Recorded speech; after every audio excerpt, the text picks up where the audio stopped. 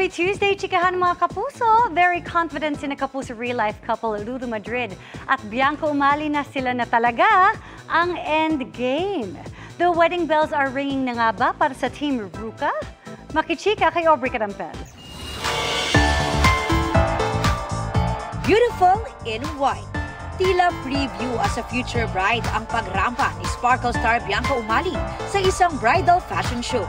Very edgy ang minodelong wedding dress ni Sangretera na white mini dress with print na custom design for her ni Joe San Antonio. Una sa lahat, it is already an honor for me to be chosen as her muse to walk for her and to represent her designs. Pero ganito pala yung feeling.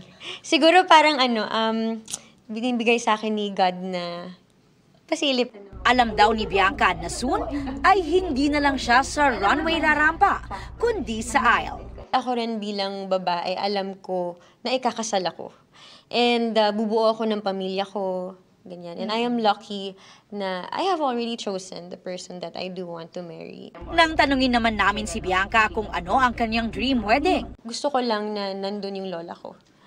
Gusto ko lang na siya yung maghatid sa akin sa altar. Si Black Rider Ruru Madrid na nga ba ang kanyang groom-to-be? Yes. Oo naman. Confident naman naming sinasagot yan. Si Ruru na pinanood ang pagrampa ni Bianca, hindi raw maipaliwanag ang naramdaman nang makita si Bianca na nakasuot pangkasal. Parang kinilig ba? Ganyan. Pero sobrang nakaka-proud.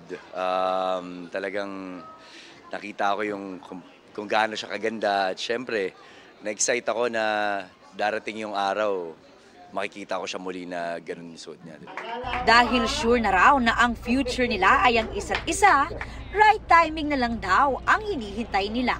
Ayoko din magsalita ng tapos that it will not be in the near future. But sa ngayon kasi Ruru and I are both in such good places, both in our careers and in our relationship, and also sa mga sarili naming buhay. Kusa na lang mararamdaman yan. Hindi natin masabi kung kailan, pero alam kong malapit na.